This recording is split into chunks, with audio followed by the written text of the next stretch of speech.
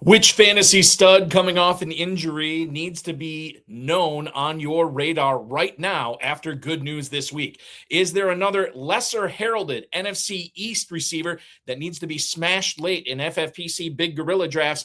And who are the 42 Joes that will represent the FFPC in the annual Pros versus Joes competition this season?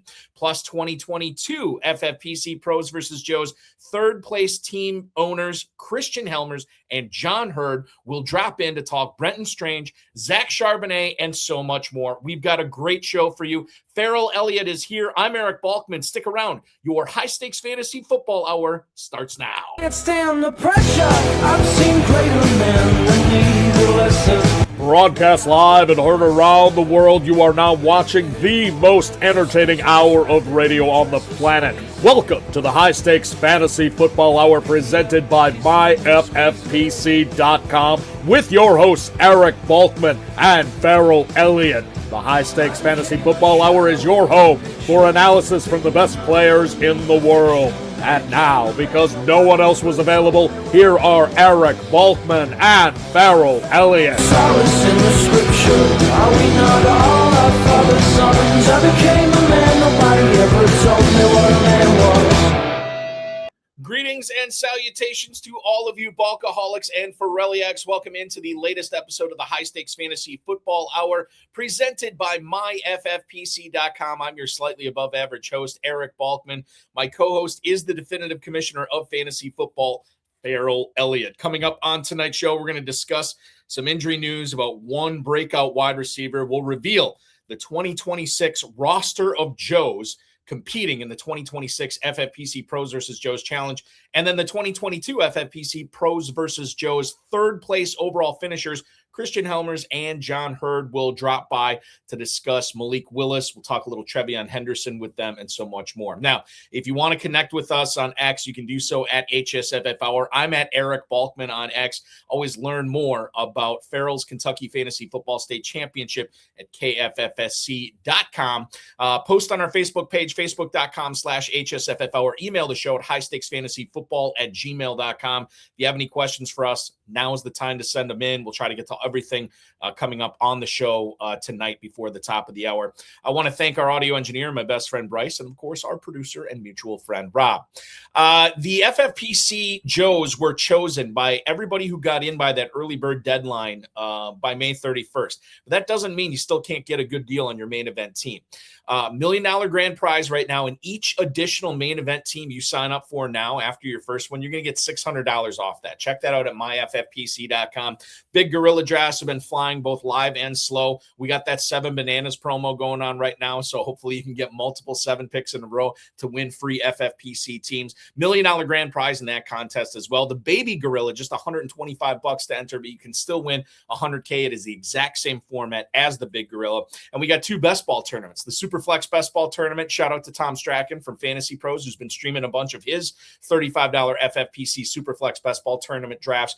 You can also win $100K in that. And of course, our best ball tournament, we upped the grand prize from $300K to $400K this year. That's a $125 entry. So check that out at myffpc.com. For those of you who want to play Dynasty, we have Dynasty startups and Empire startups filling up at myffpc.com. Anywhere from $1,000 all the way up to $2,500. And Chop Leagues are available now. $35 to enter. Just don't be the lowest scoring team in your league on any given week, and you win your league. Cash, main event entries, and Big Gorilla entries are prizes there as well. It's all at myffpc.com, myffpc.com. Remember to like this video, subscribe to the channel, comment on the video, share with your friends, share with your enemies, and get notified each and every time we go live. More on that coming up later on in the show. Before we can get to what's coming up next week, we have to get to what's coming up tonight. And I'm bringing my co-host to help me out with that. The incomparable, definitive commissioner of fantasy football. You find him at KFFSC.com. He is Ferrell, Elliott. How was Sin City last week, my friend? Welcome. Well, there were no sins made because I was just working. I was working so hard, and I really, really loved it. And I really hated missing the show. But you know what? You had a great show. I watched it on demand, and you and the guest, it was really good. So I feel like I better get back here and redeem my territory, or I may find that, I may continue to be all those accolades as you give me being definitive commissioner, but I might be definitively out of a spot on Wednesday night, so I'm back here. And speaking of that, our Bill Hollywood says that this is Groundhog's Day. I think plural, meaning that there's two hogs. I'm trying to understand what he's saying there. Oinker took exception to it immediately, and I'm just I wonder what he's talking about. Another guy said it's Christmas, like Christmas Eve. So you think they're talking about some of the things that are going to happen tonight? I don't know. I mean, it could be. I know everybody's excited to find out if they're going to be one of the 42 Joes. Technically, there can only be one of the 41 Joes because the guy who co-hosted with me last week, Fred Hong, is the first Joe who got in this year. Fred. Good job, Fred. Yeah, so we know that there's going to be 41 names I'm going to list off here in just a few minutes.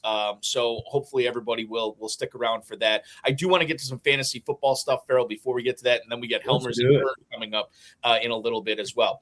All right, let's kick things off tonight and talk about Teteroa McMillan. Maybe this is just me. There's not a ton of news coming out right now, Ferrell, and maybe this is just me overhyping this a little bit, or not hyping it, but like being overly concerned.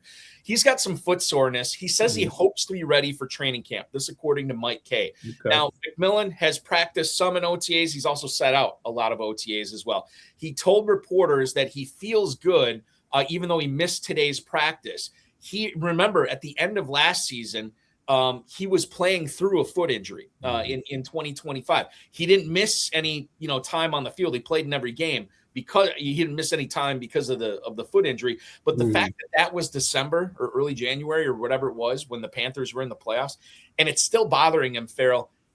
Feet make me nervous, man. And this is a wide receiver that having good footwork and being able to plant and cut to get in and out of his breaks, that's key. Are you concerned at all about foot soreness here in June, basically 6 months later or at least 5 months later from when he was feeling this? It just may be their excuse for keeping him on the sidelines and letting him take a slower movement into camp. Yes, of course, this is an elite player, 70 catches, 7 touchdowns, 1,000+ yards. He's just beginning a career anytime. And Balky, when your feet hurt, you hurt all over.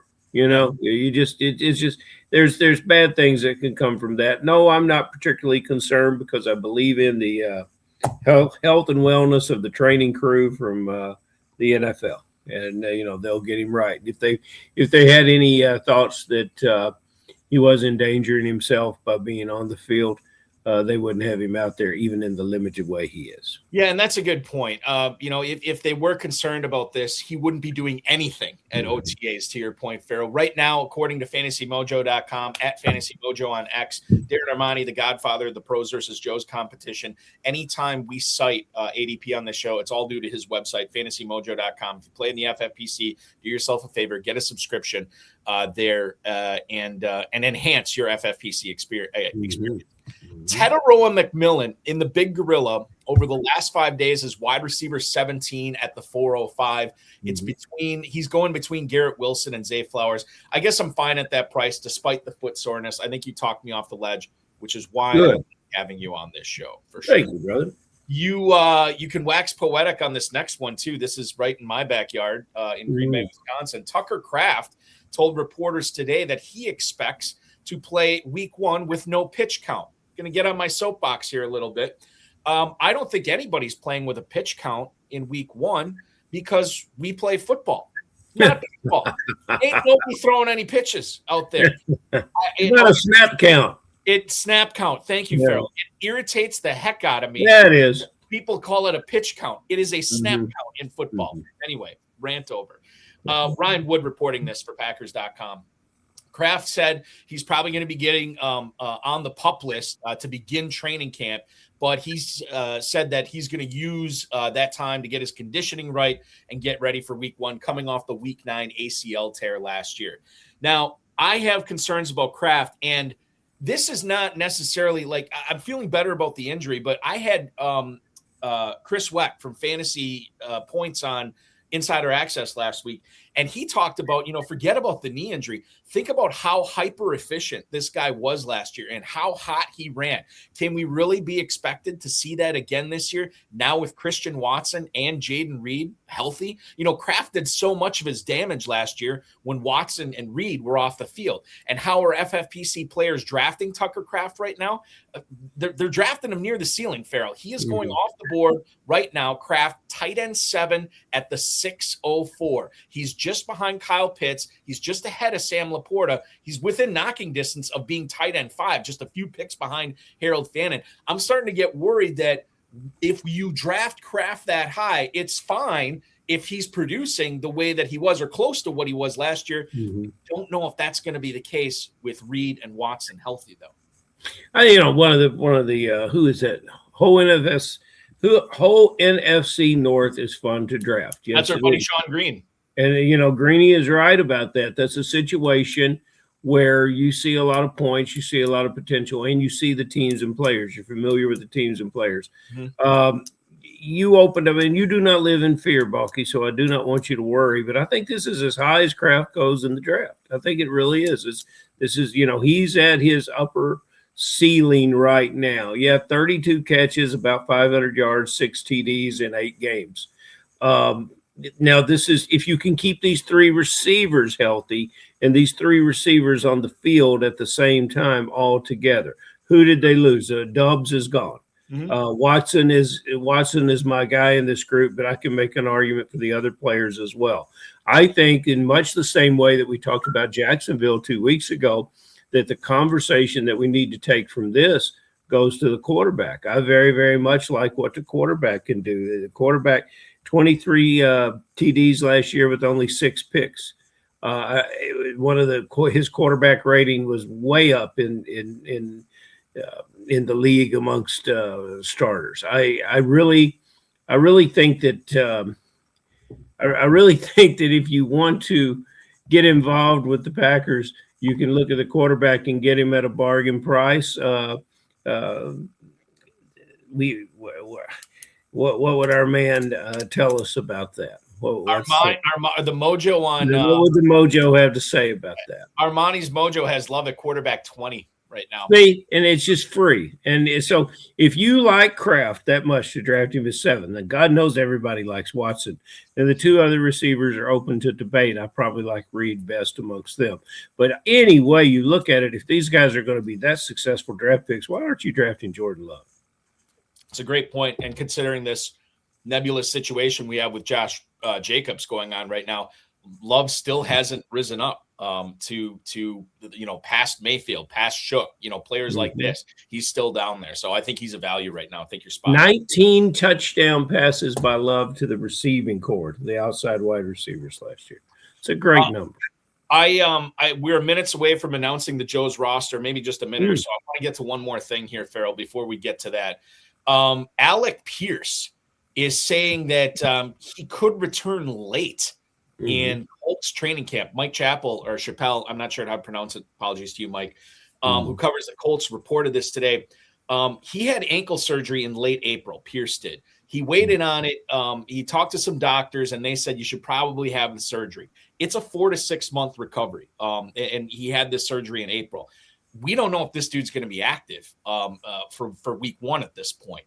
When you consider that Michael Pittman's gone, the Colts were expecting big things from Pierce this year. And now I wonder if Pierce is being overdrafted and guys like Tyler Warren and Josh Downs should be moved up, because I'm a little bit nervous about Pierce not only not starting the season on time, but maybe, having a slow start to the season that maybe goes into October while he kind of gets up into football shape, because he'll be missing training camp. I think I'm off Alec Pierce, and I got to be, on Downs and Warren at this point. And maybe A.D. Mitchell is – or not A.D. Mitchell. Oh, God, I got to bring up my Colts depth chart. The other receiver there in Indianapolis, not Downs, and obviously Warren's the tight end. The other I know they drafted Deion Burks. It's Westbrook-Ikini late in best ball leagues. You can look at that guy as well. So I don't know, man. I'm kind of down about Alec Pierce after reading this today from Mike Chappell. I would encourage everyone in the league to get down on him where I can continue drafting him and draft him late. Now, This player is who they want to target. He's the guy that's going to carry Jones. That's what it's all about.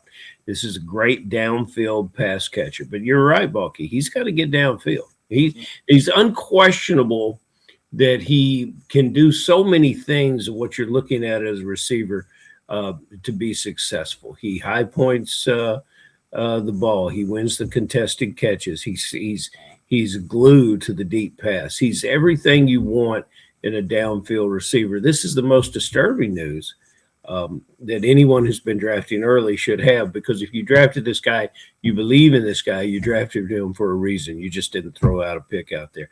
A lot of the people are good about Downs, and yeah, Downs is a good little receiver, a good little complimentary receiver. It's not the kind of player that this guy is. There's no player that I'm rooting for more to return in full health, because I'm really anxious to see what he can do. And you know how much I love Pittman. I love the new location for Pittman, but Pittman leaving opens up a world of possibilities for this player. So I hope he heals very aggressively. Yeah, and I have some Alec Pierce. I was drafting him early because I thought I was getting a deal on him, and now I'm a little nervous that I got wide receiver depth behind him in September. At least the buys don't start till week 5, but it's still a little nerve wracking. Okay, we have a message. Frankie's got a question. You might as well go ahead and answer that. Don't rewind, Frankie. It's not worth it. No, that's what I'm post. Frankie said just getting off work. Do I need to start from the beginning to see pros versus Joes, or is that coming later still? I'm glad he put the word work in there. Right. Yeah. That was good. Yeah. Crucial. Otherwise we'd be demonetized by YouTube. Scott Kobe is going to be joining us on Friday for extra reps. Says I'm about to announce them, and that's it. It is time to announce the 2026 roster for the FFPC Pros versus Joes. As a reminder, the names I'm about to mention all had their main event teams in and paid in full by May 31st, the early bird deadline. They got entered into the drawing. Thank you so much for the support, for everybody supporting the FFPC main event this year. There's a ton of entries, and we had to narrow it down to 42. Each one of these teams, or players, I should mention, will have the opportunity to draft in a 12-team league against 5 other Joes and 6 other industry pros. The winners of each of those leagues will win a 2027 FFPC main event entry, which is $2,200. Ferrell may or may not be sending the second place team a pair of socks. We don't know. Yeah, we have the socks covered. Okay, the socks are coming. And then I believe Armani, and I have to check, and I didn't see, but he's been putting together a championship belt for the overall winner out of all 84 teams the last couple of years. So I'm predicting that out of these 42, at least 8 to 12 of the guys are regularly seeing a podiatrist for some foot issue. Probably, I think that's probably what's going on. That's why we have socks. Bourbon socks, according to Sean Green. That's a thought. That's a thought. Ring those bad boys out, Sean. All right. Without further ado, here are the names. I'm going to read co-owners as well, okay? Yeah. So the first ones we have here, Griffin Bushell and Brian Wells are in Pros versus Joes this year. A member of the Fantasy Sopranos family, Michael Carboni, is actually going to be drafting in Pros versus Joes this year. No stranger to the high-stakes fantasy football hour. In fact, the guy we had on just a few weeks ago, Bill Hollywood and his brother Dave Hollywood. That's great. And Pros versus Joes this year. Bill's in the chat room tonight, so congratulations to you, Bill. Congratulations, man. Ever since we switched the show to Wednesdays, Ferrell, I always say at the end of the show, as our friend Vince Staffolino likes to say, you're over the hump now. Welcome aboard to Pros versus Joes 2026. You're over the hump. Staffolino, Vince Staffolino is back in Pros versus Joes this year. I do believe I have to check on this. I think he was in before. I'm almost positive he's on the show before. No, not Vince. I'm talking about the next guys on here. Matt and Andrew Stone. I think Matt Stone's been on the show before. He will be in. A preview of the next RotoViz High Stakes Lowdown, which is going to be held July 7th at 10 p.m. My guests on that show will be in Pros versus Joes this year. It's Caleb Alcorn and Sean Isaacs, who've been on this show before. They'll be on the RotoViz High Stakes Lowdown, and they're drafting in Pros versus Joes this year. Congratulations to them. Another friend of the show, a guy who has been on multiple times, Steve G, Steven Yergalos, the fantasy soprano himself, drafting in Pros versus Joes. That's going to be a lot of fun. So welcome aboard there. Longtime FFPC player, Graham Dowick and Damon Hibbard. That combo will be drafting in Pros versus Joes. Harry Mills, welcome aboard to Pros versus Joes 2026. Another former guest of the show. I believe I had him on. I could be wrong about this. I know I tried to get him on in the past. Maybe our schedules didn't match up. But Jim Robertson is going to be drafting in Pros versus Joes this year. We go through the list. John Sellinger is drafting in PJ. Nico Tomasi is drafting in Pros versus Joes this year. And then back from the dead, I think this is a screen name. Red Auerbach, Ferrell, is going to be in Pros versus Joes this year. So that'll be interesting to see him come back from the dead to draft with a cigar. With a cigar, no doubt it. All right. Former guest of the show. I believe both these guys have been on. Roy Parenzuela and Corey Hanstein. Welcome to Pros vs. Joes. They've drafted in it before, I believe. Sean and Jackson Sullivan will be one of the 42 Joes in Pros vs. Joes. Tim Parker and Josh Bishop as well. The former back-to-back mid-stakes league winner, overall winner, I should say, has the First and 15 podcast. Stay ready, Abib Egbatoba. You will be in Pros versus Joes this year as well. Christopher and Brandon Betts drafting in Pros versus Joes. Harrison Dillman is going to be drafting in PVJ. Ferrell, one of our Kentucky buddies by way of California, James Bednar, welcome aboard. Hey, congratulations, Bednar. Absolutely, yeah. John Flake and Dave Nichols, Kevin Robinson, Pat Leo, Michael Fay will all be that whole glut of guys there. Nolan Cradell and James Doubleday, that tandem will be drafting.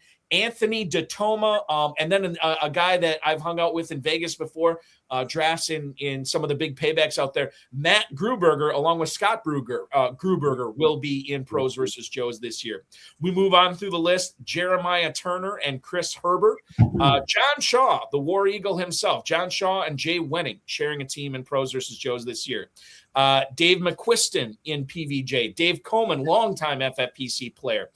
Troy Wells and Nicholas Trice. I have to go back through the annals in hsffhour history. I think I might have had those guys on at one point, but they're in Pros versus Joes this year as well.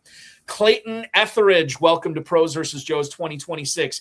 Adam Rillett, welcome aboard. Former FFPC main event winners Tim Deneau and Tim Bolu will be joining Pros versus Joes this year. Exciting to have those guys drafting. They will be a force to be reckoned with. Steve and Sean Klitzner will be drafting in Pros versus Joes. Matt Moore, welcome aboard to Pros versus Joes. Mark and Brent Messina, no stranger to the FFPC family of podcasts. They will be in Pros versus Joes. Kevin and Brad Brophy, who I know draft in Las Vegas every year. Paul Teixeira and Peter Puzo, who have been on this show multiple times, will be in Pros versus Joes. I have two names left, but one of them you already know. It's Fred Huang, who co-hosted the show with me last week. You know, he was in. And then the final Pros versus Joes member for 2026 will be Vi Warburg. Welcome aboard to Pros versus Joes. That's the list I have for you tonight. Congratulations to all the people who got selected in the random drawing. I will have a full announcement on the FFPC email that goes out on Friday morning. So you'll see the full list there. You can reference that. If you heard your name called, Darren Armani will be reaching out to you via email shortly to get you scheduled for these drafts, which do happen, I believe. Don't quote me on this. They are going to go off July 26th, 27th, 28th, August 2nd, August 3rd, August 4th, and then the slow draft pops off, I believe, just before July 26th as well. So there you go, Ferrell. It's quite the list we have here. It's an impressive list, and I recognize about 30 of these guys, which makes me happy, to know this group, and our Kentucky and Las Vegas FFPC crossover guys. It makes me happy to see that they'll be in there as well. It's a good group, and the pros can just continue to live in fear because these Joes will bury them in a crypt that no one will ever discover. The Joes have controlled this the last several years. We'll see what happens going forward here. Now, I want to bring in tonight's guests. They've been incredibly patient, and both of them require significant introductions, Ferrell. The the first guy I want to bring aboard is a player who's never been on this show before. Really? He is the 2014 World Series of Horse Racing champion, Ferrell. I'm not making this up. $270,000 at the Orleans Casino. Won it there. The first 2 times he and our other guest tonight hung out, he won $200,000 at the Breeders' Cup Betting Challenge and finished second in the World Series of Horse Racing. Then they used to have a gambling reality show called Horse Players, which was started back in 2014. You can check that out on Amazon. And he also has a new fantasy horse racing company called Long Shot Fantasy, which blends fantasy and horse racing. So that's going to be coming up soon. And you can watch him on YouTube right now for his The Price is Wrong show. It's a fantastic horse racing show. You follow him on X, Raw or Die. Please welcome onto the show, Mr. Christian Hellmers. Christian, evening. There he is. So good to have you, man. Hey, it's always good to see you. And Ferrell, I think the last time I saw you was in Vegas, and I'm not going to say what was going on when I saw you in that casino. We were talking horses, I do believe. Yeah, it was Sin City. There was a lot of sin going on at that time. Goodness gracious. Well, you must have different measuring sticks for this sin stuff. Well, I think what you could do is you could upgrade the socks and come up with maybe something that could be a little more sinful. That might inspire more people to want to play. We have some players that need to use those socks, so it'll be important. Like the Red Hot Chili Peppers use the socks, or maybe so. We're this close. We're walking the line tonight. We're walking the line. But I want to move past it and bring in our other guest tonight. We have 2 guests, Bob. We have 2 guests. Yeah, we have 2 guests. His best finish in the mid-stakes contest back in 2012. He finished in the 10th in the top 10. Famously, the last time that this guy was on this show, Ferrell, it was the day before I got married. The day before I got married, I did a show, and he was on this show with actually Mark and Brent Messina, who are in Pros versus Joes this year. He had a really bad final week, didn't end up winning the whole mid-stakes contest, but he's been very talented, won a main event league in his career. And he, along with Christian, finished 3rd overall in the 2022 FFPC Pros versus Joes. In fact, they finished 3rd overall, 2nd in their division, and the team that they finished behind overall drafted right next to him. They were in the these guys were in the 9th spot, and Dan Williamson and JD from the GOAT District were in the 8th spot, and they ended up winning the whole thing. Anyway, you follow him on X at No Logistics. Please welcome in back to the show, Mr. John Hurd. John, good evening. Welcome. What's up, fellas? Hey, John. Excited to have you on. I'm going to get this out of the way right away. I said I listed the full list of Pros versus Joes for 2026. Once again, I lied. There is one more team I didn't name, and it is the tandem of Hellmers and Hurd. Welcome to 2026 Pros versus Joes. You gotta love that. Yes, sir. Funky. I didn't know you had that in you. I didn't know you were that kind of crafty. You're gonna tease us like that. Yeah, that's shade. He just shaded us. It was shade, but you end up winning. You end up profiting off of it. So I figured, hey, brother, we'll take it all day. That's right. Okay, so welcome aboard. Now, 2022 3rd place finishers in Pros versus Joes, and maybe 2026 overall winners. We shall see on that. Before we get into fantasy football, I do want to. I mean, Christian, I kind of gave you this big introduction here with your horse racing background. Is there anything I missed? Because you're a big name in horse racing. I take it real serious. I think I probably spent 95% of my weekends either looking at the cards and finding some form of value. The thing I will say about horse racing is it's almost identical to fantasy football. It just takes that muscle where you got to try to find the patterns, and you got to kind of break things down. You got to be different, got to find value. And so, yeah, man, I've won about 30 something tournaments, cash games. I just finished third in the Belmont Stakes Challenge this weekend. I don't know if you guys watched the Belmont. Did you guys see that? Yep. Yeah. Anyway, there's so many cool things about racing, but I love it. We had the female trainer win again. Yeah. For first one ever to win a Triple Crown in the race, and then she wins 2 of them this year. I forget her name. I apologize. Yeah, no worries. Cheryl DeVoe. Cherie DeVoe. The thing that's interesting is that horse, just real quick, because I know this is about fantasy football, but everybody disrespected that horse in the Derby big time. And then the horse comes back in the Belmont, and everybody's hating on this horse because, they think this renegade horse that this horse beat is better. Man, the public is wrong. That's why it's the show. The Price is Wrong, dude. People don't know what they're doing. John, what about you? What are you doing for a living when you're not winning FFPC main event leagues? Man, I'm a dad. Yeah. No, I'm a financial advisor for a living. That's awesome. So you guys, you definitely know how to price players correctly when it comes to drafting fantasy, and I think that's where we should lead off, Ferrell, because, and we'll throw this to John. There's an interesting price on one sophomore tight end right now that not predicted him going this high at this point last year. Right. We have a recency bias, just like in horse racing. We want to know what you did the last time out. So Colston Loveland is a guy that I think our FFPC drafters, with the 1.5 points per reception to the tight end premium league. I don't know if there's any aspect of considering this guy to be overdrafted. So if you guys are at the end of the second round, is that about the right time for you? Or are you Loveland guys? Will you just go out and get him no matter what the price?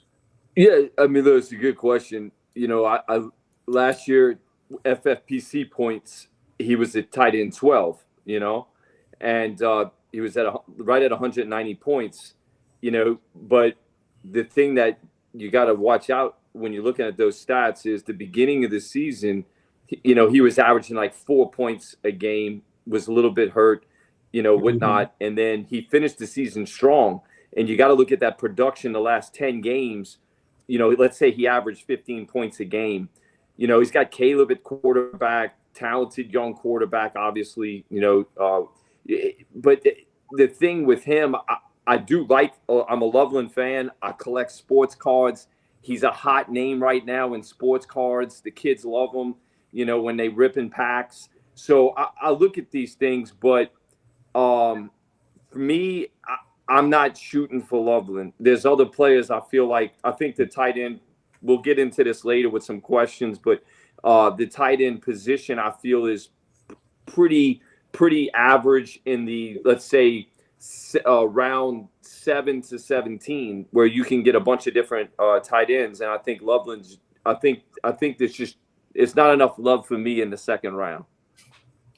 I feel the same way, brother. I feel the same way. Yeah, I mean, granted, when I was drafting in Kentucky, the tight ends don't get pushed up because it's not tight end premium.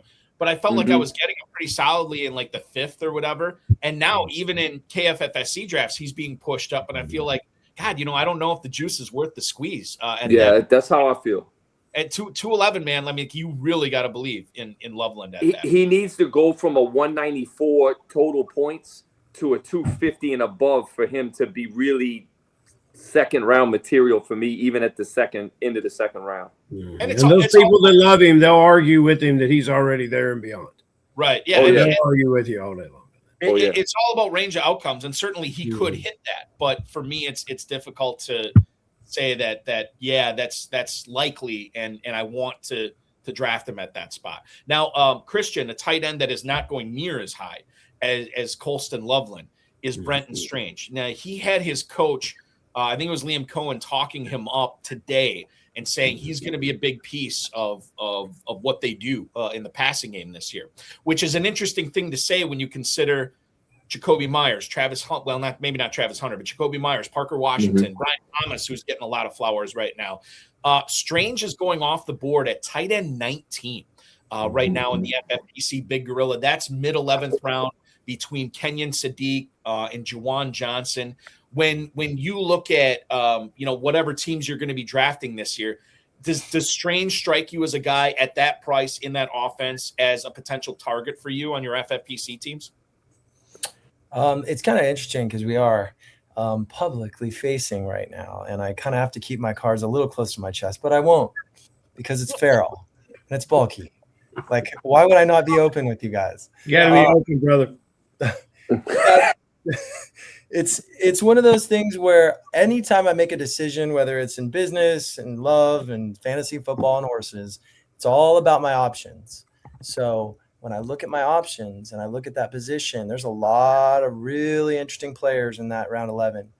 So it will boil down to the structure of the build. And, John brings up a good point, and we're going to probably go back and forth on this a little bit this year. But when you have like a lot of interesting, reliable kind of old faithful tight ends in the later rounds, you could grab 3 of them and diversify and then play roulette when the time comes and do the matchups. But if I don't have a tight end in the first 6 rounds, then I definitely will consider them. But I think there's so much juice in that lemon or lime or whatever citrus fruit you want to pick. With this player, with all the Jacksonville receivers, I'm even beginning to question some of my appreciation of Parker Washington. There's just so many players here, and all of them seem to have spike games, including Jacoby Myers, who's one of my absolute favorites. But it was like a roller coaster with every player. Parker Washington finished strong in this league. We talked about Jordan Love earlier, Balky. We talked 2 weeks ago when I was with you guys. We talked about the quarterback here. Here's just another situation where I like the quarterback better than any of the other fantasy options around him. I think the quarterback's going to do well. I'm just not afraid who he's going to do well with. And now I can't say that. I guess I'll throw this one to you, Christian. I can't say that about Cleveland.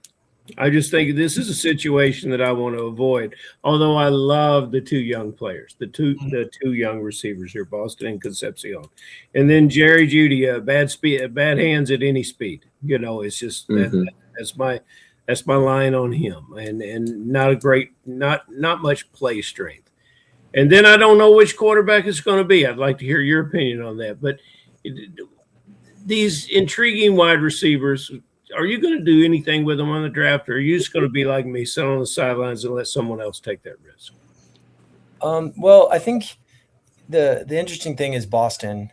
There's some value there. So I will say, there's definitely, you pick that guy up in 15th, 16th, 17th round. It'll probably get some drum beats. He'll probably move up. The problem I face is, rookies, they get going late. So you got to sit for a long time. But if you're picking them late in the game, in the draft, it doesn't matter. But you might see a quarterback change, and Shedeur will probably be playing by then, I'm guessing. So it could be a whole different situation. So I guess I can't take any of these guys earlier than that. So I'm the only guy I'd be interested in would be probably Boston. Okay, fair enough. Right now, if we look at the mojo on these Cleveland receivers, especially the rookie ones that we just talked about, you can get Denzel Boston as wide receiver 66 in the Big Gorilla in the 15th round. Concepcion, you got to pay up. He's now moved into the late 10th round as wide receiver 51, and he is going off the board as the number 1 wide receiver for Cleveland. Jerry Jeudy falling to the 17th round at wide receiver 70. Speaking of falling, well, this guy should have been a high pick this year, John Hurd. It's not happening because he tore his ACL late in the season, and that is one Zach Charbonnet from Seattle. So you would think with Kenneth Walker moving on, Charbonnet, this would be like round 2 territory, right, for him, and healthy, and they don't take Jadarian Price, probably, but he's not healthy, and they did use a first-round pick on Price. Redraft leagues, I'm concerned about this guy because he tore his ACL so late.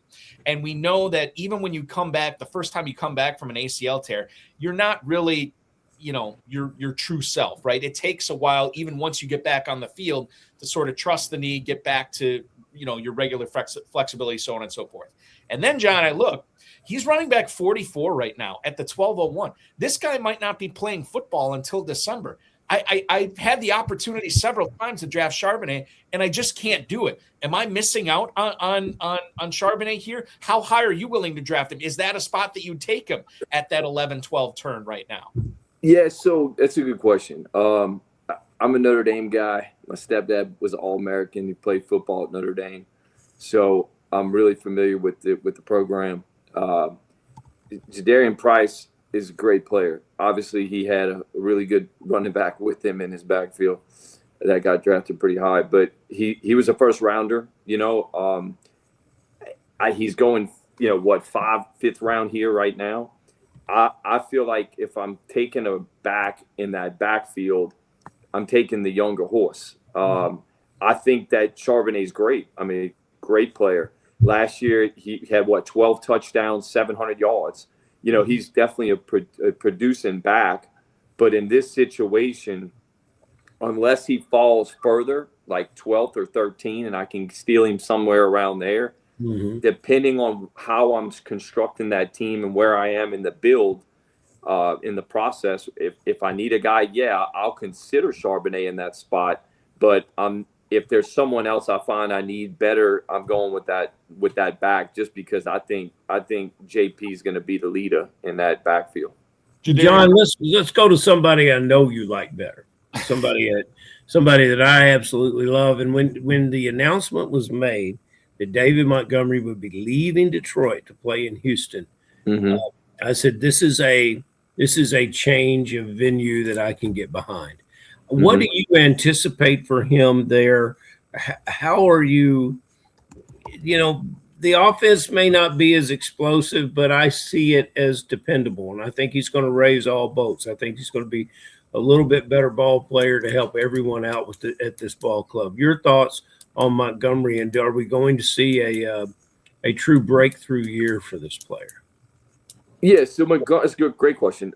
Montgomery's going in the 5th round right now. Last year he had 700 yards, 8 touchdowns kind of guy. Obviously he was in a community share backfield with a stud running back. So this is his opportunity to share. I do think he'll still be in some bit of a community here in his position now, because Woody Marks is not bad out of USC. I mean, the guy put up 700 yards last year. I think that Montgomery will be the goal line back. Christian and I, we looking at Montgomery as more of a goal line guy, which that's good for him, good for his production numbers. So yeah, I mean, I would definitely consider Montgomery depending on who's there in the 5th round. I mean, I'm looking at my board right now. You got DeAndre Swift, Bucky, Jadarian Price, all these guys, the Scatterboo fall, this Triven Henderson fall. So these are the questions you got to, look while you're on the board. But I like Montgomery. I always have. I think he's a physical specimen to look at. Dude's a beast. You guys are both numbers guys, so give me some numbers. I want numbers on rushes and touchdowns and whatever you can give me on Montgomery, because you're a great numbers guy. And I think he will be a great predictor. So let's have it. If he was a 708 last year, I'm going to say he's a 1,200 type, maybe 11, 12 guy this year. And now if he stays healthy, sky's the limit. Guy could go for 14, 15 touchdowns. That's what I'm seeing and what I'm hopeful for. And in the 5th round, doesn't that sound pretty good? Sounds great. Yep. And I actually had to slow down on drafting this guy because I felt like I was drafting too much Montgomery. I'm like, geez, I got to work in DeAndre Swift and Jadarian Price here a little bit in the 5th round. Plus, that's also, like, if you look at for FFPC, for Big Gorilla, I mean, you can also get Jalen Waddle there. You can also get Mike Evans there, DJ Moore. I mean, I know there's a lot of people high. It's seemingly different sets of people are high on all 3 of those receivers. Yeah. That's another thing to look at in the 5th round as well. Yeah. Okay. Let's go deeper again, Christian, and we'll talk Malik Willis here. And I bring this up. Ferrell's probably sick of talking about Malik Willis, but I bring it up because I want to get as many opinions as possible on this player. Quarterback 21 right now in the Big Gorilla at the end of the 15th round. I think about how good he was in Green Bay when he was asked to make plays, especially in that Baltimore game when Baltimore was daring Willis to beat him. And he did beat him, both with his arm and his legs. But it was a small sample size. And now he goes to a much less talented team, a team that did, is going to grow up this year, that they're not going to be, competing for the playoffs or a Super Bowl. But I still see that tantalizing upside. I was just in a Kentucky draft now, and I took him as my backup quarterback again. I think the upside here at quarterback 21, I've been drafting him a lot there. But I'll ask you, maybe I'm missing something on Willis. Your thoughts on him this year, the new Dolphins quarterback? Yeah, I think it kind of reminds me a little bit of Daniel Jones last year for me in the sense that I mean, you get him for free. So it's like, if you want to, pass the hat, go ahead. I mean, I got a ton of Daniel Jones and some best ball stuff. And so I like getting these cheap quarterbacks that are going to be starters that especially have upside on the ground. And this is going to be a broken team. We all know that they're going to be dysfunctional and it's going to take a long time to figure it out. But I think ultimately at that point you need to, like, I'm thinking of trying to win $1 million. So I'm thinking, how can I take this thing down? And so Malik is kind of like I don't know, it's like a nice dessert or something. Maybe it's a second or third, cognac or whatever. But to me, it's like I'm focused on round, Balky. I'm looking at the first 7, bro. I'm looking at the first 7, and I'm trying to come up with a unique combination that's going to separate me from everybody. Like last year, I took Puka at the 1 and the 2 and the 3, and I got lucky, but I couldn't get the rest of it. So I'm looking at things in the first 7. So have at it. Take as much Malik as you want. I don't think there's any problem there. But I think the game that I like to play is be different. So in the first rounds, like I may take a guy, that goes in the 20s at 10 or 11, things like that, to try to mix it up. You are just a wild man, Christian. I just love it. So wild. We have a new nickname for Malik Willis on this show. Ferrell, we are going to refer to him as Second Cognac from here on out.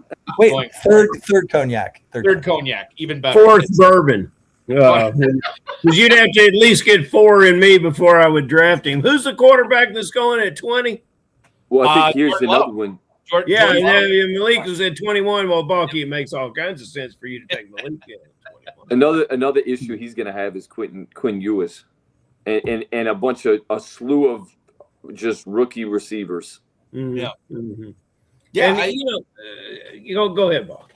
Well, I mean, like, the thing is, on the surface, it looks like a bad play. How many times, Ferrell, have we had people on this show? Why don't you guys just draft good? David Hubbard says this all the time.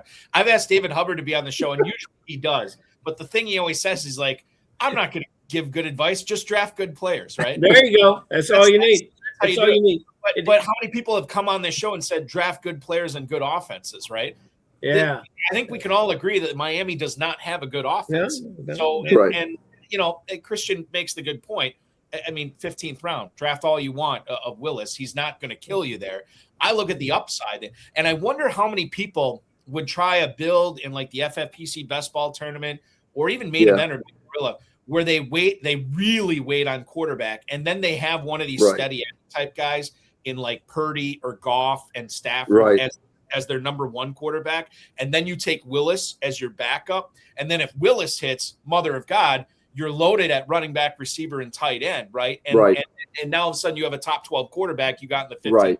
Not saying that's going to happen, but certainly you could tell yourself a story where that could. Yeah, that's fair. All right. Let's go to Kansas City, Ferrell, for this next question. Well, if the let's go to Christian, because I have a horse racing tie-in. Christian, if the Kansas City backfield was the reserve backs were a claiming race, I don't think anyone would open up their checkbook. Let's just put it that way. I really can't find anybody there that I would want to buy. Walker has been always linked with the back, and we have a problem in fantasy football that the backfield by committee. I don't think any of these guys are committee eligible. Do you have a favorite one? Is there someone that you would be claiming the dark horse in the Kansas City Chiefs backfield. Tell us about it. I mean, I guess I go back to how can you I mean, it's a late pick, so you're not really risking much. I think obviously Wilson is going to probably have the body, and I think there are some comparables. I can't remember who it was, but he's going to be decent. I think the challenge is when that offense is going to be kind of grinding games out, and when they're going to be playing a style of football that's meant to save their players for the playoffs, be smart, be clever, mix it up week by week, throw curveballs. I just don't see a lot of upside. So to me, it's not like, obviously if Walker went down, now keep in mind, Walker just signed a big deal. He's happy. He's probably going to eat a little extra, ice cream and smoke a little extra, whatever. But it's like, it's one of those things where he's not. What are you shaking your head for, Ferrell? What? I'm from California. What are you talking about? That's not going to happen, sir. But in California, you do have a different outlook. No, it's basically, yeah. I don't expect him to be Ricky Waters or whatever, or Ricky Williams. Ricky Williams was I thinking, yeah. But anyway, so I guess I liked Brashard Smith a lot last year, and I drafted a bunch of them. But again, he's just too little, and so he's not going to get volume. I'm looking for volume. I don't think Ken Walker's going to get a ton of volume, just given the fact of the way they play. So I just don't see again.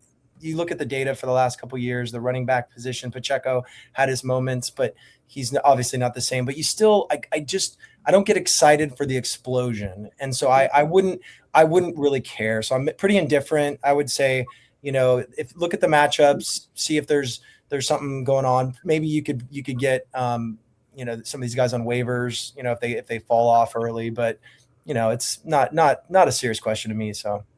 Emmett Johnson, 1209 right now. It's weird that I don't even see Amari DeMarcado anywhere in Kansas, anywhere in Big Gorilla draft boards. I think he's going to eventually come up on there. It's not fun to draft him right now, but certainly with the amount of time that Walker has missed previously in Seattle, that they're and I don't think any of these guys are league winners by any stretch of the imagination. But it would be interesting to see if Walker does miss 2 or 3 weeks with a soft tissue injury, what DeMarcado could do as the lead back behind Patrick Mahomes, or Emmett Johnson behind Patrick Mahomes. I think that'd be interesting.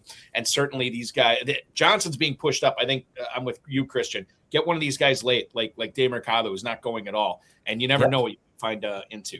Adam chiming in. DeMarcado is running back too, and he has been running as running back too in OTAs ahead of Emmett Johnson. Yeah, I think that's the value. I think that's the better value if you're going to take one of those guys, especially if he's not getting. And again, if you want to be different, right, and you're playing early event, like main event stuff right now, getting that guy for free could add some value. So the interesting part to me to Kansas City's backfield is all these guys are like 5'10", 200 pounds, very similar.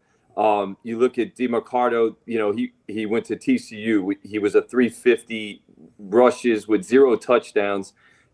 Smith was, Brashard Smith went to SMU. So, I mean, they're getting them from nearly the same city with TCU and SMU, as well as the same size. These guys, the interesting thing at their stats from last season also was that both guys did not have a rushing touchdown, but both scored a receiving touchdown, one. So they had more receiving touchdowns than rushing touchdowns. So for those reasons, I like guys that I see production-wise. So for me, I'm looking at Emmett Johnson coming as the rookie with the fresh legs and see if he can do anything better, out of those 3. But, if Walker can't get going. But if Walker gets hurt or something, to me, stash Emmett Johnson.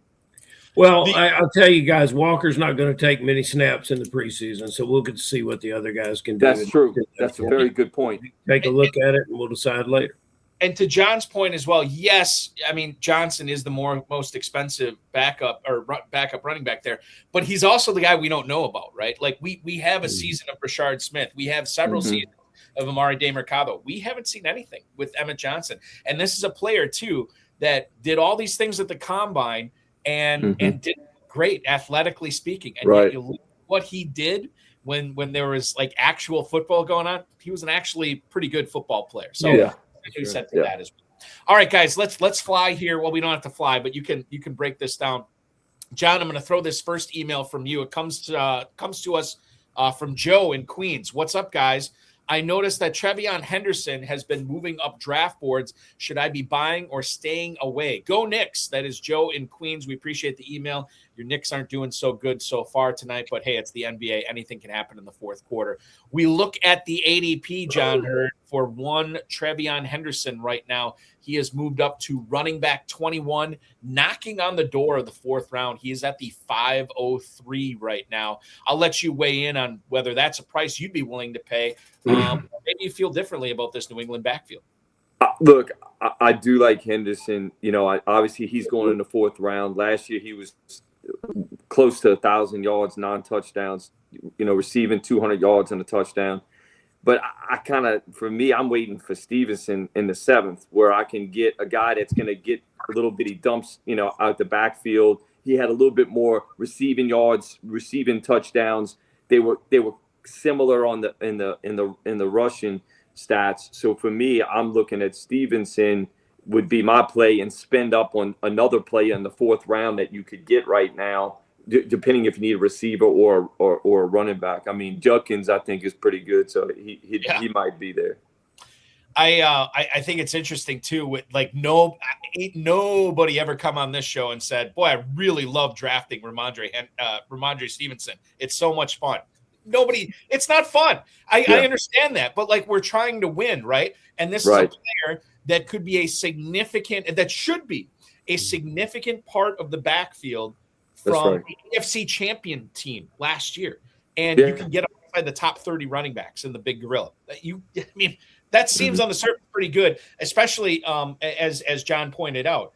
If you skip a Henderson in the 4th or the 5th round, think about that player that you could get there and then get Stevenson in the 7th round. There is certainly a path to victory there.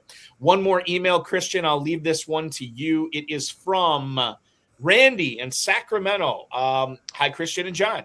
How big of a step forward are Tyler Shough and the New Orleans Saints taking this year? That is Randy in Sacramento. Randy, we appreciate the email. Christian, there's a lot of people talking up the Saints offense lately. Who dat? Shough. Is it warranted? I mean, well, John bleeds New Orleans blood, which is why I didn't want to ask him this. Because he's ineligible for the question. Yeah, if you saw when we did the draft on the pros versus Joes, and you saw him, you know, getting all excited about Olave that year, and we took him over Trenton or Traylon Burks or whatever that other, you know, Tennessee guy.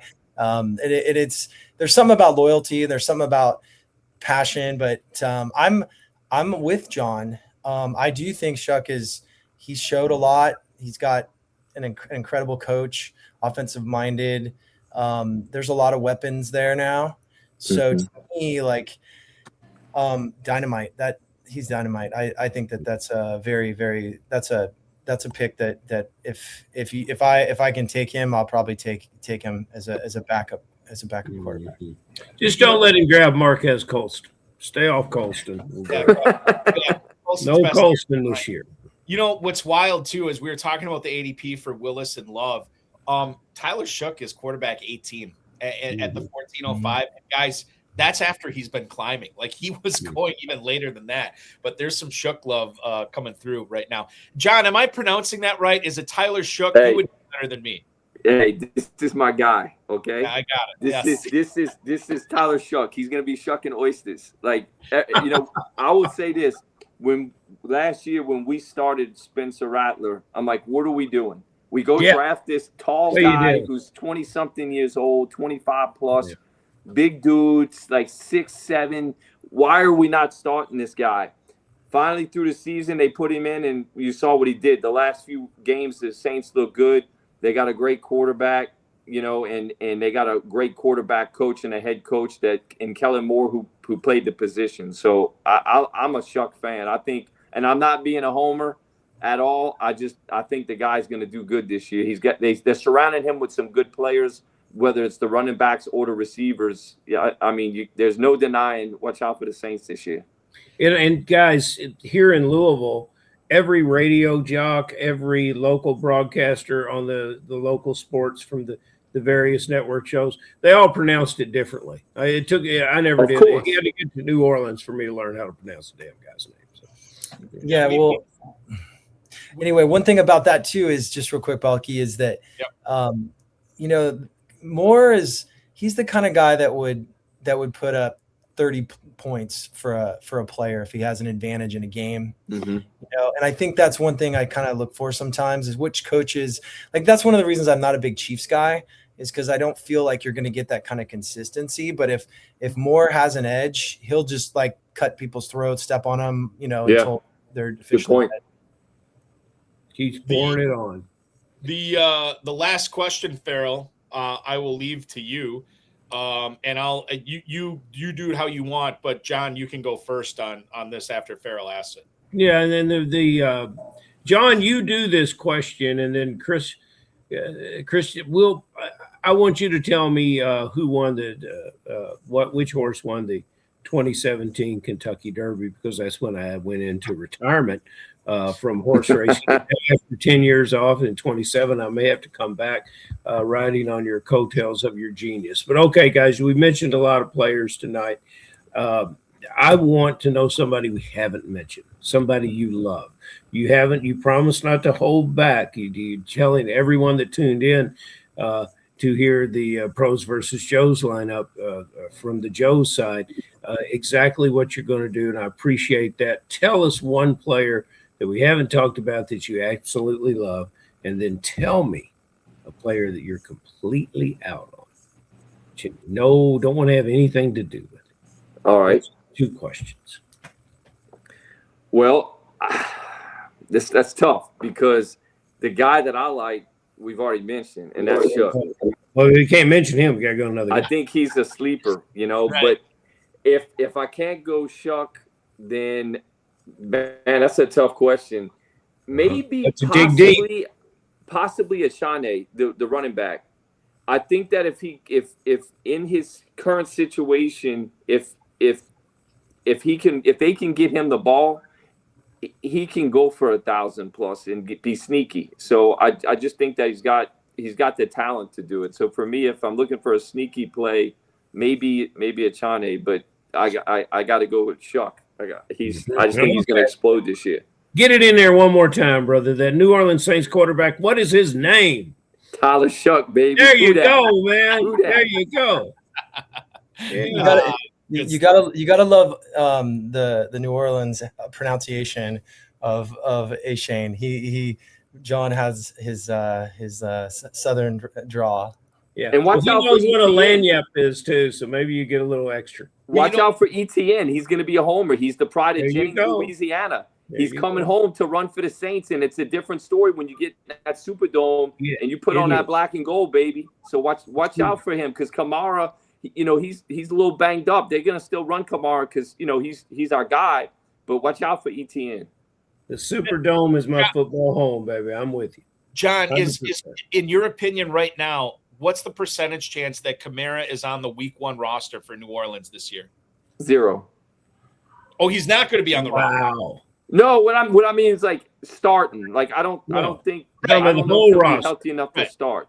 Right, I get that, but what's the percentage chance that he is a New Orleans Saint on the roster at all Week 1? He'll play for free to play for the Saints. And will they let him play? They on the will. Saints? They ain't.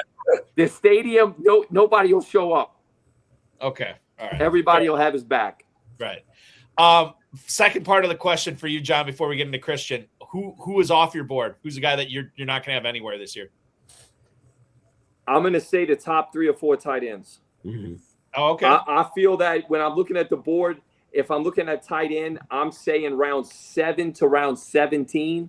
There's just a plethora of tight ends that to me are kind of mid-range, all the same. And I'm just staying away from the top tight ends. That would be my answer. The top, let's say Brock Bowers, Loveland, and McBride. I maybe if McBride somehow slipped to the bottom of the second round, I'll take him. But other than that, and I love tight ends in FFPC. So I'm just waiting on the tight ends. I'm against the top 4. I love that. Hey, Balky, Adam Hurd is having real problems with how we pronounce pronunciation. This. I know. Adam's he's the pronunciation guy on this he's, show. Mr. Hearn's having all kinds of issues. So McBride, I would say, has slipped a little bit, but I think he's coming back up right now. He very briefly was a second-round pick. He's back up into the 111, 112 area. Christian, I promised you we're going to get to this, but I do have to ask Jimmy Williams right now. Oh God, where did I see it now? Where is Jimmy? I thought Jimmy had a question. Oh yeah, right here. I'm going to put it up on the screen. Jimmy wants to know, John, what you think of Juwan Johnson this year in New Orleans. I love Juwan Johnson. He is like a receiver playing tight end. He's got speed. He's a big dude. He doesn't really get, if he gets hurt, he plays hurt. I think I love him. Like, if whatever he's in right now, wherever he's going right now, I hadn't really looked. But I'm trying to see if I see. Oh, there he is. He's in the 11th round. Yeah. I'd pay up for him. I think Juwan, he's a baller, man. He's every year I try to get him on my squad, and he's just one of those guys. You know, he's going to play hurt if he has to. Tight end 20 right now, as John pointed out, 1106. This is a tight end coming off a 77 catch for 889 yards. Great numbers. Great. Yeah, he's like a fast receiver. Yeah, the quietest 77 catch tight end. He's the guy that the ball finds him. It just finds him. John, I'm going to Jazz Fest with you. Kristen, I'm going to Derby with you. I've got 2027 lined out. I'm in. There you go. I like it, Ferrell. Christian, before we let you guys go, give us your sleeper and fade that you can bring on the show for us tonight to close us out. Well, first of all, let me thank Ferrell for picking a big scab on my heart for Always Dreaming, winning the Kentucky Derby, I believe, in 2017. Yep, that is right. That's right. Yeah, that one was I was in a tournament and I was betting between Classic Empire and Always Dreaming, and I ended up, instead of betting Always Dreaming to win, I bet the Exacta. And I busted out. So thank you, Balky's dear friend. Balky's dear friend, Doc Brandon Hakey, gave me a tip in January for that horse, and we bet it at the Wynn Sportsbook at 125 to 1. Oh, wow! That was a wonderful experience, and I wish you had been on that. But you know what? It's been 10 years since that, so you can forget about it and now give us your winner. We got to have you back on the show in January where you can tell us who's going to win the Kentucky Derby. Exactly. But meanwhile, we want to know all about the podcast where people can tune in and listen.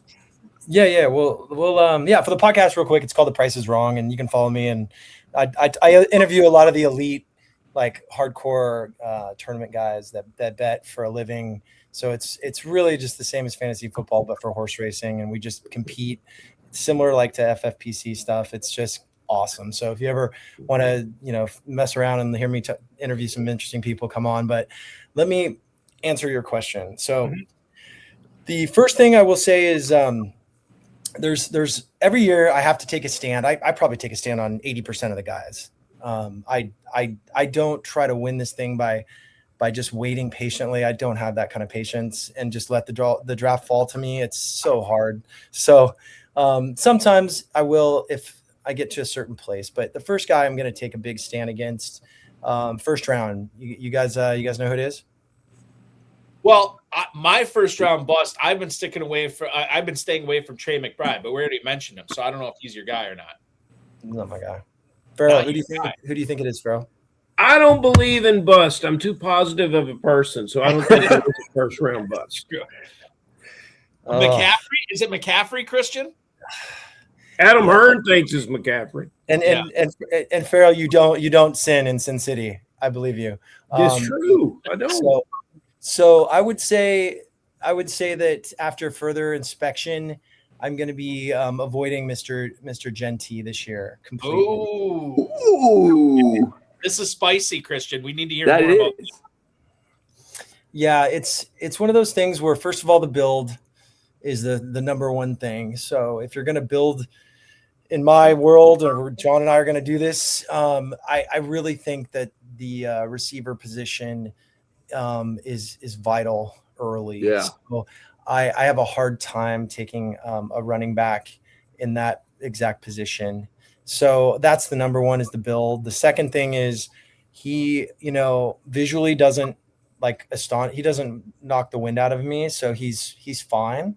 But there's also just the history of these second year guys that come back in, that don't have like amazing numbers. I don't know. There's just a lot of guys that come to my mind. Like, even though I wasn't like a huge fantasy guy, but I'm, in my 40s, but Forte and Doug Martin, Alfred Morris, Jeremy Hill. There's like guys that come to my mind that the second year they just kind of dipped. They didn't excel. So Maurice Jones-Drew, there's a lot of these guys that to me are overhyped. He's in a system that who knows what's going to happen. Bowers is going to get a lot of, God, he's an alien. He's just incredible. So like you have, I don't know. I just don't have the faith that he's going to get to the level that he's projected. So I would say he's an easy bet against for me this year. Absolutely. Okay. I think where you had me, Christian, and this makes perfect sense. If you are drafting in the back half of the first round, that's usually not a spot I like to take a running back anyway. Right. If you skip Genty, maybe you could get St. Brown, but you should be able to get Jefferson. You should be able to get Lamb, proven players at positions that don't necessarily go through the car accident treatment for injuries throughout the season. So I think there's something to say. LSU tie. Is there a sleeper, Christian, that you can give us as well tonight? And again, a couple other guys came to my mind. Clyde Edwards-Helaire. Clyde Edwards-Helaire, sure. I mean, even Najee Harris, like these guys, like they're all kind of like they're solid. They're okay. So I'm not going to bet okay with my first pick. So that's the number one thing. The other guy I'm going to give you a little bonus. It's not that sexy though. But I'm not going to be using Derrick Henry this year either. Oh, here we go. So I respect the heck out of him. He's a lion. But I also I can't do that. So there's other players, there's other builds that I would rather do. So those would be my two guys that I'm taking a heavy stand against this year. I probably have less than, best ball, less than 2%, something like that. So, And then I guess when it comes to, value, this is not easy for me to share because I can't tell you everything right now. So I gotta kind of.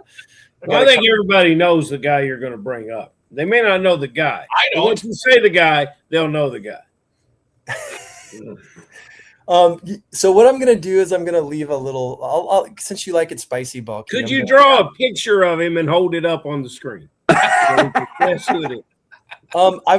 just because we're competitors here. We are in this for more than a main event. It's ego driven. So I'll play with a long shot because I like long shots. And I'll say Chris Brazel. He's the guy. Oh, okay. Yeah. Now, what is it about Brazel? Is it situation? Is it talent? What has you on Brazel late? Yeah. It's the number one, the value, getting him in the last couple rounds. We don't know what the drum beats are yet, so we're gonna find out in the next couple of months. So it's early, and if he looks like nothing, then it's nothing, and we'll find out. But the system, I do believe that team is going to get better later in the season too, and I do think that's when you want these rookies to develop is after more time. And so he's caught my eye a little bit. I like the way he moves. I like the way he catches. I just think he's underrated. So he's a guy I'm comfortable sharing in this situation, and hopefully somebody doesn't take him, in the last round and in the pros versus Joes. But yeah, I mean, there's a lot of guys, honestly, I'm just against. I'm like I said, I'm against about 80% of the guys in the first 7 rounds. So I'm really strict, man. You got it figured out. I was just going to say, you guys are drafting pros versus Joes next month or in early August. It's going to be slamming easy for you the first 7 rounds because you'll be dialed in and know which guys you want, which guys you want. I'll take them early. John and I will take them early. We don't care. I like your style. There's some players on the PUP and there's some players on the IR. Yeah. Brazel will be on the missing persons report, but that's okay. I really know. I think that's a ballsy move. That player has some things that like. I want both you guys to come to Kentucky. It'll be easy to get John here. It'll be easy to get Christian here. John, we have a division named after the greatest general manager in the history of football, Jim Finks. So you'll love that. Yes, and sir. Christian, we'll take you to Churchill Downs and let you stay there as long as you want. And then we'll come back in and we'll be with you. And I have a friend that has produced a Churchill Downs board game, and I'm going to send you. I'm going to go nice and send you one. And John, you'll just have to wait for your New Orleans Saints. Look, Ferrell, I dressed appropriately. I knew you said it was Groundhog's Day, so I wore I live in Little Rock, Arkansas.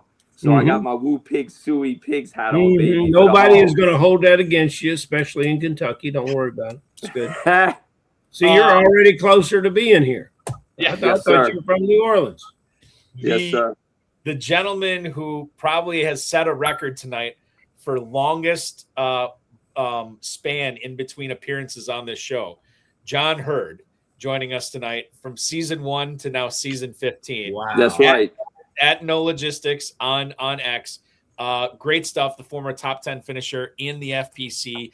John, thank you so much for making us a part of your evening tonight. Hey, anytime. Being pros versus Joes. And then Christian Hellmers at Raw or Die on X. You need to check out the horse racing show. The Price is Wrong.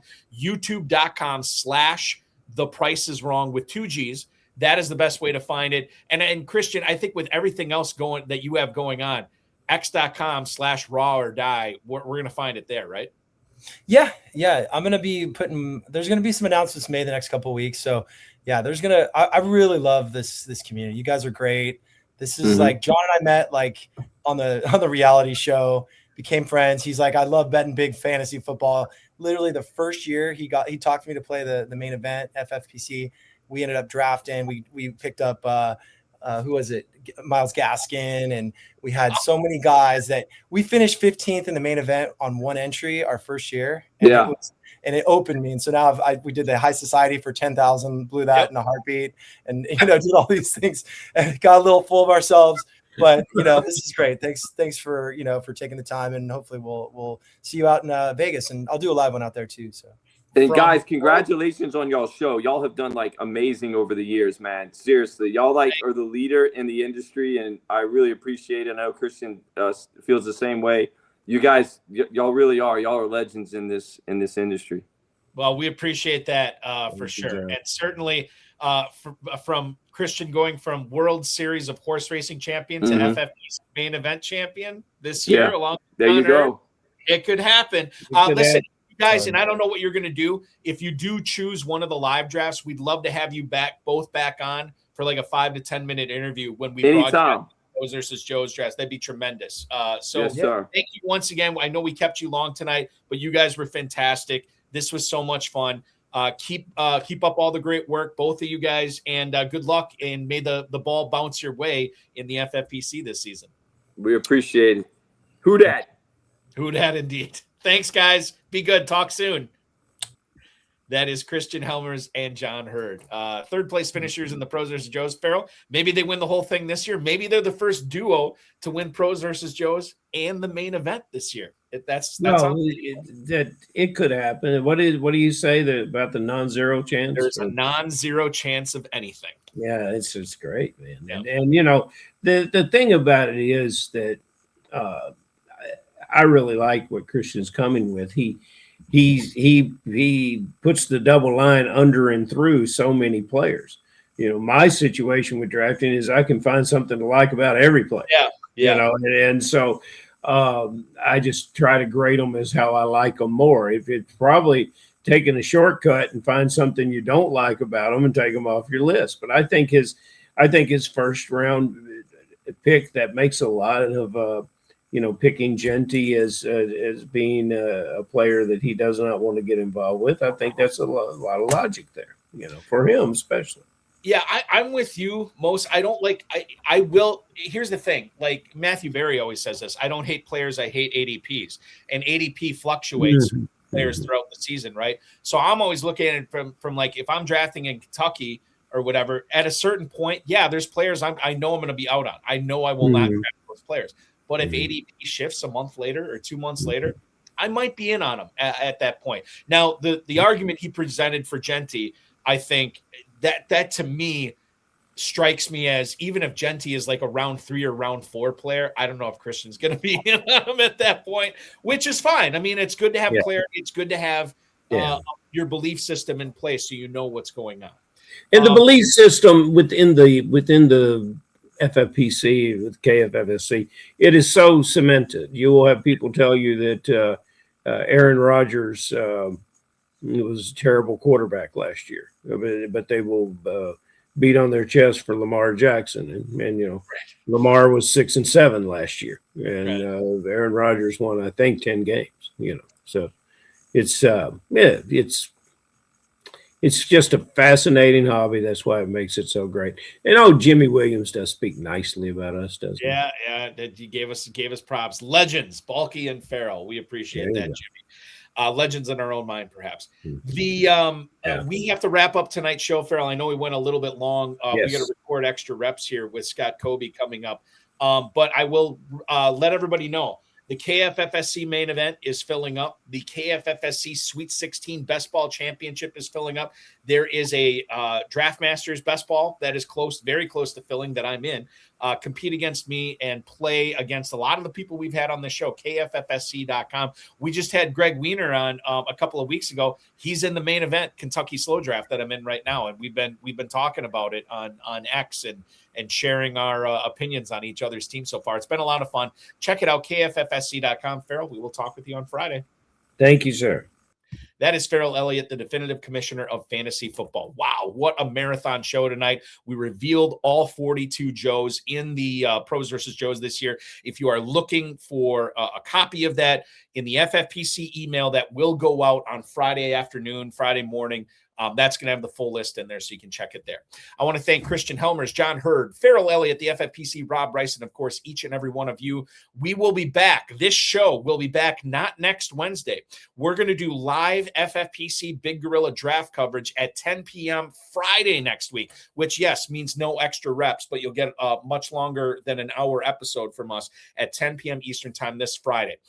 Insider access coming up tomorrow night on the Insider access coming up with Andrew Erickson from Fantasy Pros. That is going to be 7 o'clock tomorrow night, 2 full hours of great stuff. We'll talk about running back fades. We'll talk about must-haves and everything with Andrew Erickson as he makes his return to Insider Access. Scott Kobe, the 11-time FFPC league champ, will join us on Extra Reps. That will air at 10 p.m. this coming Friday night. FFPC main event is going to be a $1 million grand prize, $600 off each additional team after you purchase your first one. Big Gorilla drafts filling each and every day, live and slow. $1 million grand prize. Don't forget about that 7 bananas promo that we have going on. 2 best ball tournaments going on right now with the FFPC, including a $400,000 grand prize in our best ball tournament. That's up $100K from last year. The FFPC Dynasty and Empire startups also available. myffpc.com. Chop leagues, just avoid the chop by being the lowest scoring team in any week of the season. If you don't do that, you will be the champion of your chop league. myffpc.com. Remember to like this video, subscribe to the channel, comment on the video, share it with your friends, share it with your enemies, and get notified each and every time we go live, which will be tomorrow night, 7 p.m. Andrew Erickson and myself, we will chop it up on Insider Access. That's going to be a lot of fun. As our friend Vince Staffolino likes to remind us, who will be in Pros versus Joes this year as well, you are officially over the hump now.